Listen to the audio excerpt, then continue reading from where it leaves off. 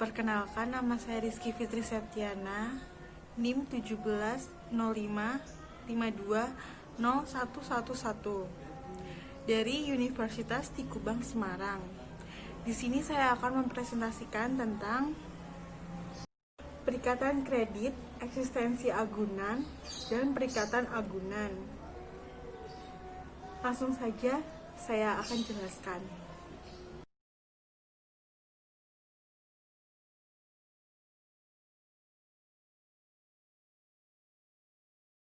Di sini saya akan menjelaskan tentang pengikatan kredit. Untuk memeriksa pengikatan kredit, pertama-tama auditor harus memiliki data kredit nasabah atas dasar keputusan kredit yang ditetapkan oleh komite kredit. Data ini menyangkut semua syarat kredit dan telah mendapat pengesahan dari komite kredit.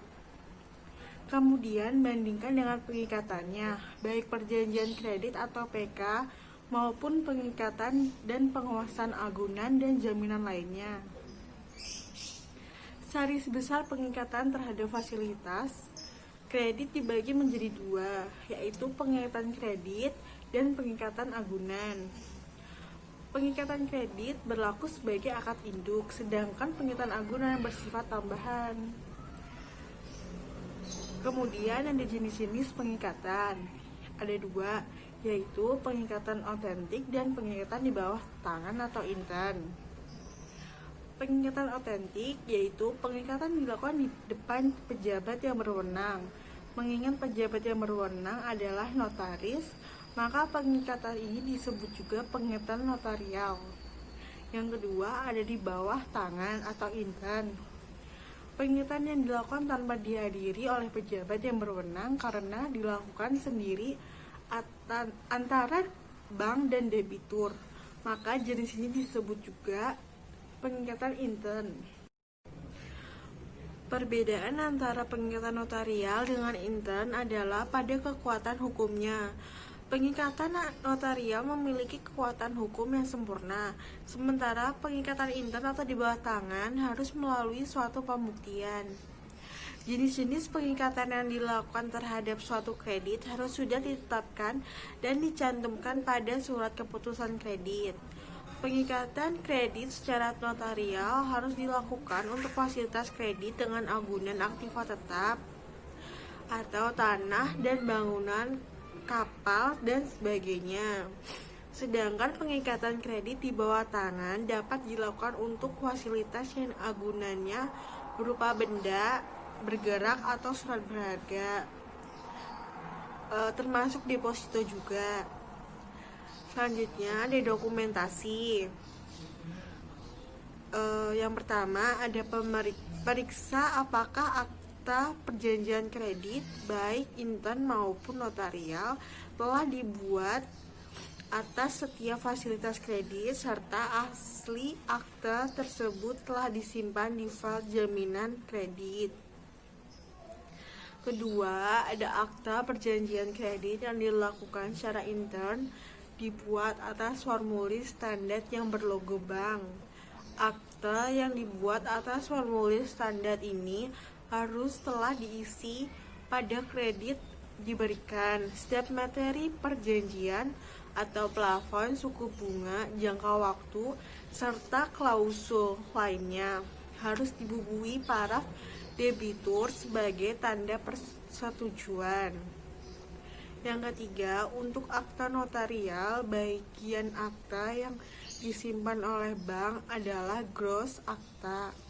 Salah satu ciri gross akta adalah adanya kalimat demi keadilan berdasarkan ketuhanan yang Maha Esa pada bagian depan akta.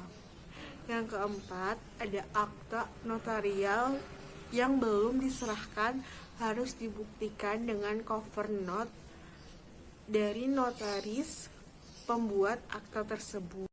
Selanjutnya ada akta notarial yang belum diserahkan notaris setelah 3 bulan. Mintakan penjelasan dari bagian legal. Apabila diperlukan, mintakan konfirmasi ulang kepada notarisnya. Selanjutnya ada keabsahan. yaitu yang pertama untuk akta intern, pastikan bahwa tanda tangan debitur pada akad kredit sudah diverifikasi oleh petugas bank.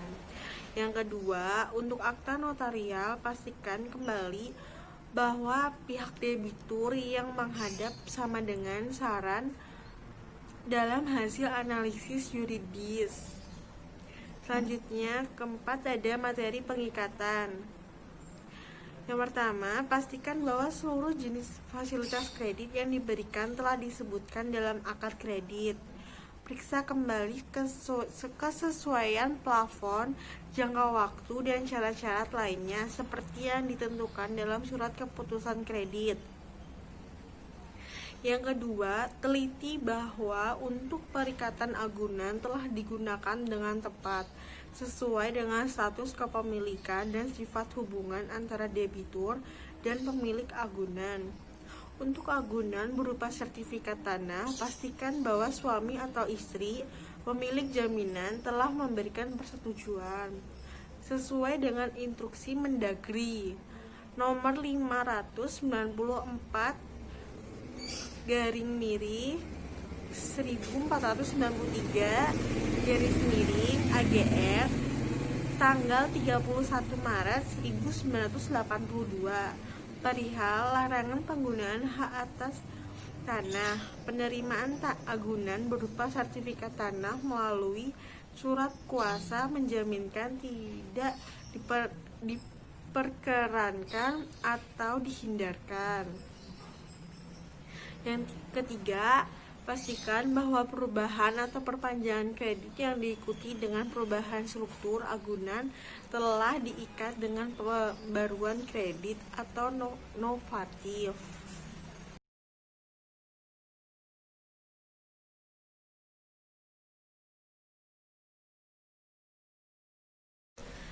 Selanjutnya ada eksistensi agunan. Dalam tahap ini, fokus audit ditunjukkan kepada kelengkapan surat-surat bukti kepemilikan agunan.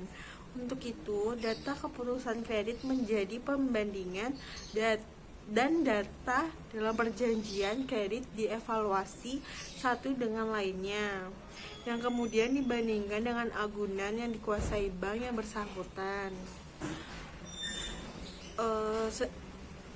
Selanjutnya ada beberapa kriteria dasar yang harus digunakan pada saat memeriksa agunan adalah sebagai berikut.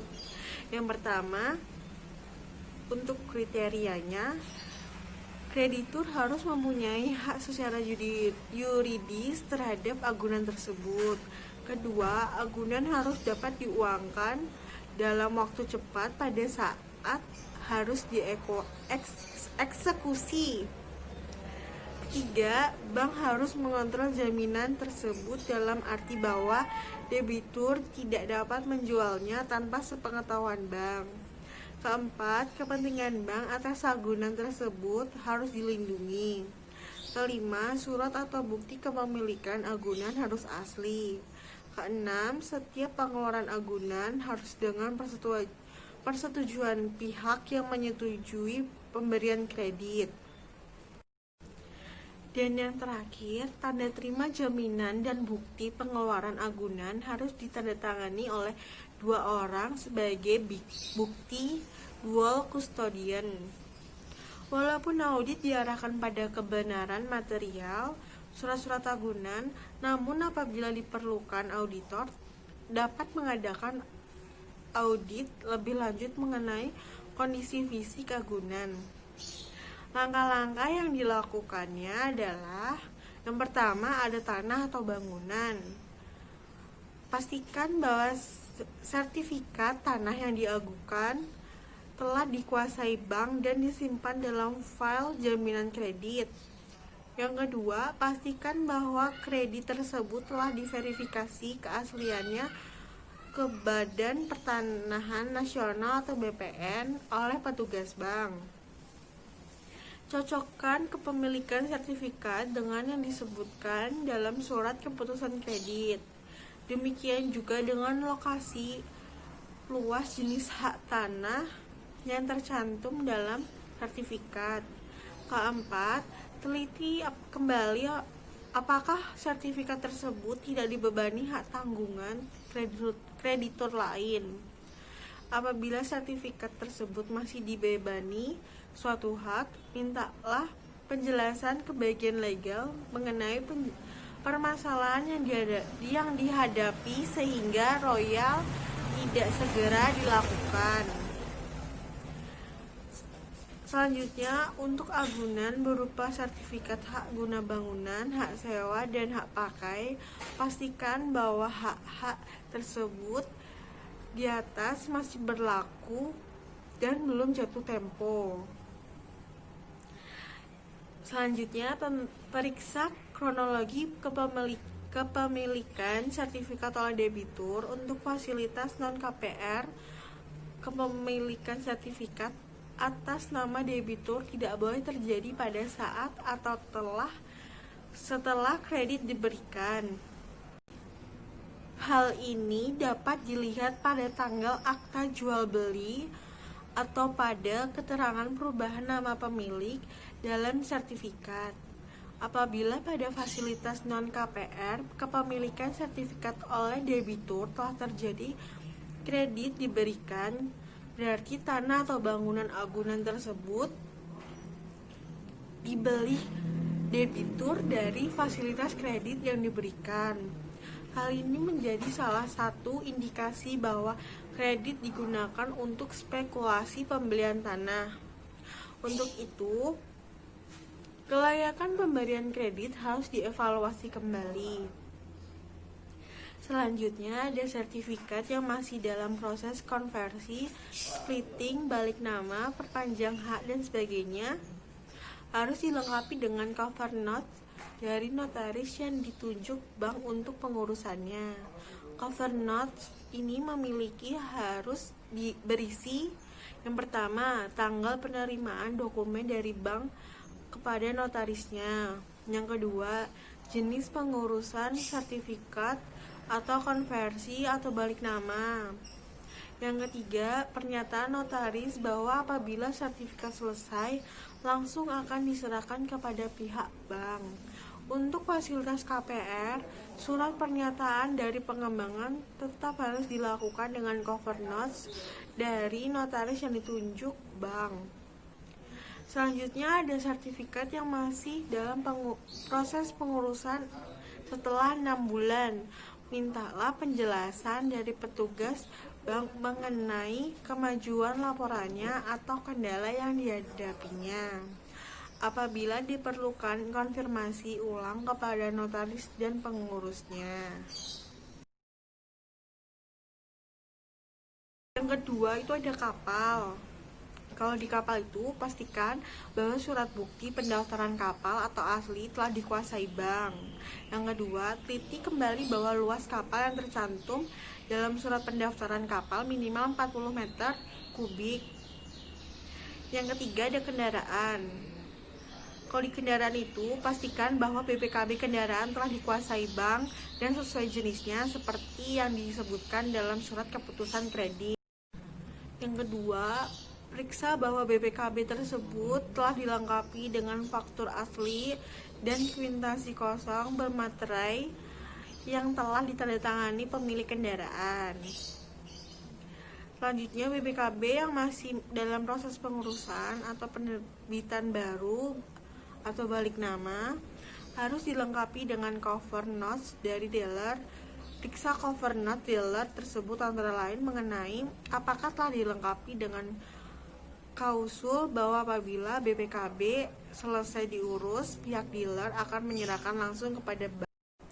Kedua, apakah cover note dealer tersebut telah diverifikasi keabsahannya oleh petugas bank.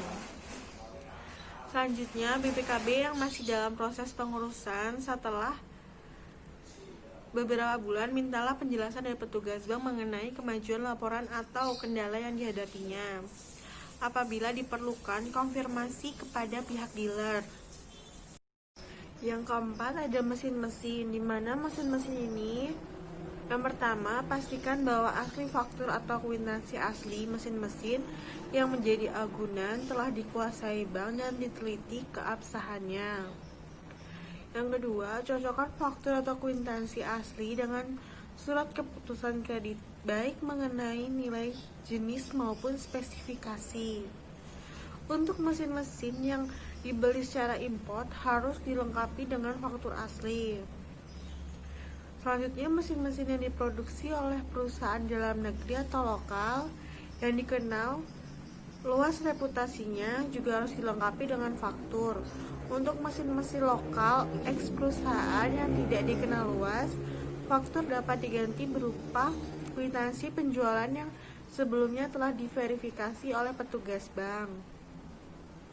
Yang terakhir, faktur yang tercatat bukan atas nama debitur harus dilengkapi dengan kwitansi penjualan dari pemilik sebelumnya.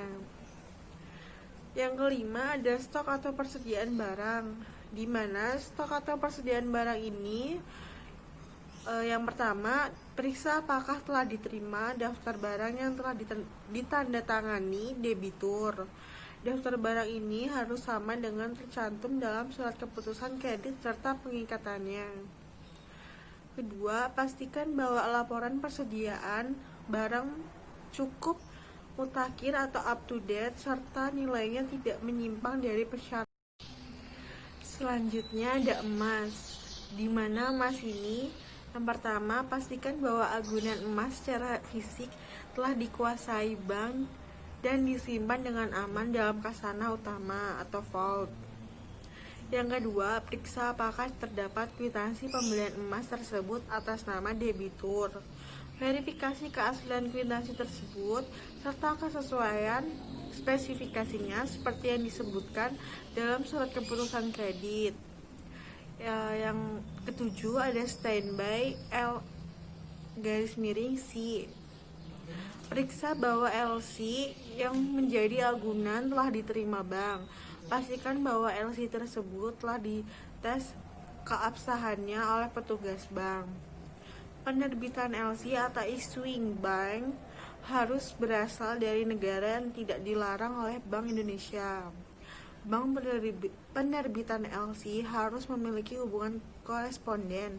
Apabila LC berasal dari non-koresponden bank, LC tersebut harus dikonfirmasi oleh bank koresponden atau confirmant LC. Terakhir, periksa isi LC tersebut, baik mengenai nilai, persyaratan, dan masa berlakunya. Yang kedelapan ada deposito atau tabungan. Yang pertama, periksa apakah biliet atau asli deposito telah disimpan dalam file jaminan kredit. Deposito yang dapat diagunkan hanya yang diterbitkan oleh bank sendiri. Yang kedua, pastikan bahwa biliet deposito dan slip pencairan deposito tersebut telah dibubuhi stempel atau diagunkan. Stempel tersebut minimal harus dibubuhkan pada slip pencairan. Selanjutnya, cocokkan nilai deposito agunan dengan daftar deposito per tanggal audit. Pastikan bahwa dalam status data deposito tersebut di komputer telah dicantumkan tanda status agunan kredit. Dan yang terakhir, untuk tabungan, tambahkan prosedur di atas dengan audit apakah tabungan tersebut telah diblok dalam komputer sebesar nilai yang diagunkan. Yang kesembilan ada saham, di mana saham ini yang pertama, periksa apakah surat saham yang menjadi agunan telah dikuasai bank dan disimpan dalam file jaminan kredit. Kedua, untuk saham perdana, saham harus tercatat atas nama debitur. Apabila tidak, pada saat kredit diberikan saham tersebut harus sudah dibalik nama ke debitur melalui perusahaan sekuritas dan disahkan oleh emiten. Yang ketiga, untuk saham dari pasar sekunder atau dibeli melalui bursa saham harus dilengkapi dengan nota pembelian dari perusahaan sekuritas atas nama debitur serta formulir bukti transaksi dari bursa efek. Yang keempat, periksa apakah tanggal pembelian saham tersebut, bukan setelah kredit diberikan. Untuk saham perdana, hal ini dapat diketahui dari tanggal penerbitannya. Saham. Sedang untuk saham dari secondary market diketahui dari nota pembelian.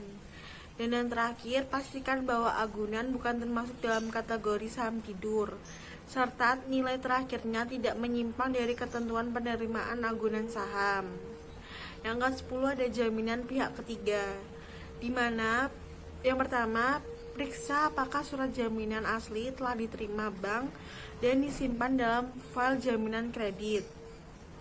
Teliti kembali apakah klausul yang tercantum telah sesuai dengan persyaratan dalam surat keputusan kredit. Dan yang terakhir, jaminan perusahaan harus dibuat secara notarial, sedang jaminan pribadi dapat dibuat secara intern atau di bawah tangan. Dan yang terakhir, adanya piutang dagang, di mana piutang dagang ini yang pertama, periksa apakah jaminan piutang dagang telah dilengkapi dengan surat keterangan mengenai pembayaran atau SPK dari pihak yang berhutang kepada debitur. Surat tersebut harus memuat yang pertama, jenis transaksi pembayaran, yang kedua, penetapan waktu pembayaran, dan yang ketiga, klausul pembayaran akan dilakukan melalui bank. Selanjutnya, pastikan bahwa pada saat audit dilakukan, penetapan waktu pembayaran belum terlampaui.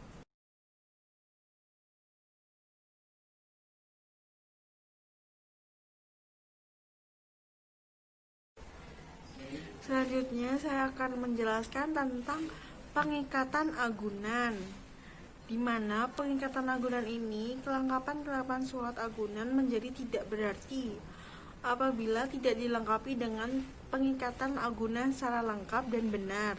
Untuk itu, pada tahap ini dilakukan pengujian kebenaran dan kelengkapan pengikatannya. Sebelumnya harus dipahami bahwa seluruh bentuk pengikatan agunan adalah bersifat tambahan. Dengan demikian, kebenaran kesempurnaan pengikatan agunan menjadi tidak berarti apabila pengikatannya induknya atau perjanjian kredit atau akad kredit tidak sempurna atau memiliki cacat hukum. Nah, di sini saya akan menjelaskan tentang langkah-langkah yang dilakukannya. Yang pertama ada tanah dan bangunan, di mana Undang-Undang Nomor 4 Tahun 1996 menyebutkan bahwa tanah yang dapat dibebani hak tanggungan adalah tanah hak milik atau SHM, hak guna bangunan atau SHGB, dan hak guna usaha atau SHGU. Sesuai dengan kebijakan bank pada umumnya, pengikatan agunan kredit berupa hak atas tanah pada saat kredit diberikan dilakukan melalui hak tanggungan. Yang kedua, ada periksa apakah agunan berupa SHM, SHGB, dan SHGU telah diikat dengan hak tanggungan secara notarial.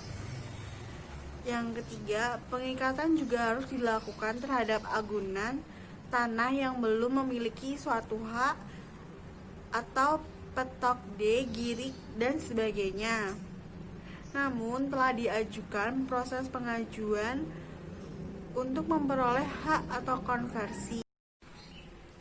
Yang keempat, pastikan bahwa akad hak tanggungan dibuat dengan menunjukkan pada akad kreditnya. Yang kelima, cocokkan luas tanah, lokasi, pemilik, nomor sertifikat, dan keterangan lainnya dalam akta pemasangan hak tanggungan tersebut dengan sertifikat pemilikannya. Yang keenam, pastikan bahwa suami atau istri pemilik agunan telah menyetujui pengikatan hak tanggungan ini. Untuk sertifikat pemilikan atas nama perusahaan, teliti kewenangan pihak yang mewakili dalam akta pendirian dan perubahan perusahaan yang bersangkutan. Dan yang terakhir, untuk agunan berupa sertifikat hak pakai dan hak sewa, pengikatan juga dapat dilakukan dengan hak tanggungan. Yang kedua ada kapal, di mana kapal, pengikatan terhadap agunan kapal sama dengan pengikatan sertifikat hak milik, hak guna bangunan, dan hak guna usaha, yaitu dengan hak tanggungan. Yang ketiga, kendaraan, di mana yang pertama pastikan bahwa kendaraan agunan telah diikat dengan FEO secara benar. Kedua, akta FEO dapat dibuat secara notarial maupun di bawah tangan atau intern. Tiga, cocokkan spesifikasi dan seluruh keterangan kendaraan agunan yang tercantum dalam BPKB dengan akta FEO-nya. Dan terakhir, periksa apakah kendaraan yang diagunkan telah diajukan pemblokirannya kepada pihak kepolisian. Yang keempat, ada mesin-mesin, di mana pastikan bahwa mesin-mesin agunan telah diikat dengan FEO baik secara notarial maupun di bawah tangan. Yang kedua, mesin-mesin yang melekat atau tertanam pada bangunan perikatan dilakukan dengan SKMH. Pastikan bahwa bangunan tempat mesin tersebut melekat juga telah dikuasai bank dan tidak berada di bawah penguasaan pihak lain. Dan yang terakhir, cocokkan spesifikasi dan seluruh keterangan mesin-mesin yang tercantum dalam faktur dengan akta FEO-nya. Yang kelima, ada persediaan barang. Yang pertama, pastikan bahwa persediaan barang yang diagunkan telah diikat dengan FEO baik secara notarial maupun di bawah tangan. Dalam akta FEO ini harus diuraikan dengan jelas jenis serta nilai persediaan barang yang telah diagunkan. Yang kedua, akta FEO harus dilengkapi dengan klausul bahwa debitur wajib memberikan laporan posisi persediaan barang secara berkala atau periodik. Yang keenam, ada emas, di mana pengikatan terhadap agunan emas dilakukan dengan gadai. Untuk itu, periksa pengikatan gadainya yang dilengkapi dengan surat kuasa menjual. Yang ketujuh, ada standby LC. Pada dasarnya, agunan standby LC bersifat jaminan pihak ketiga. Untuk itu, audit pengikatan terhadap agunan ini cukup dilakukan terhadap eksistensi LC. Yang kedelapan, ada deposito atau tabungan, di mana yang pertama, periksa adanya surat kuasa menjamin terhadap deposito atau tabungan yang diagunkan. Yang kedua, verifikasi tanda tangan dalam surat kuasa tersebut. Yang ketiga, dalam surat kuasa menjaminkan harus ada klausul kuasa untuk memperpanjang serta mencairkan deposito atau tabungan yang diagunkan. Dan yang terakhir, pastikan kebenaran pengisian surat kuasa tersebut mengenai nama, nilai, dan nomor biliet. Apabila hal biliet deposito telah diperpanjang, nomor biliet yang digunakan sebagai patokan adalah biliet pada saat kredit diberikan. Yang kesembilan, ada saham, di mana saham ini yang pertama, periksa adanya surat kuasa menjual terhadap saham yang diagunkan. Dan yang terakhir, surat kuasa menjual dari debitur harus dilengkapi dengan pesanan jual yang ditandatangani debitur kepada suatu perusahaan sekuritas yang ditunjuk ke bank. Yang ke-10, adanya jaminan pihak ketiga, di mana jaminan pihak ketiga ini pastikan bahwa klausula-klausula yang disebutkan dalam jaminan pribadi dan jaminan perusahaan telah sesuai dengan persyaratan dalam surat keputusan kredit serta akad kreditnya. Dan yang ke-11, ada piutang dagang, di mana yang pertama, pastikan bahwa piutang dagang yang diperhitungkan sebagai agunan telah diikat secara cash.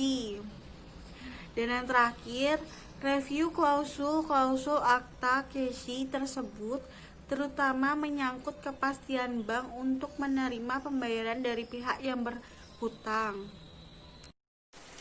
Demikian presentasi yang saya sampaikan. Semoga yang saya jelaskan bisa menambah wawasan untuk kalian. Saya mohon maaf jika ada kesalahan ucapan dan perilaku. Makan nasi uduk di atas papan yang dipenuhi cinta kasih. Hanya ini yang bisa saya sampaikan. Semoga bermanfaat dan terima kasih. Saya juga akan mengucapkan minal aizin fa izin, mohon maaf lahir dan batin.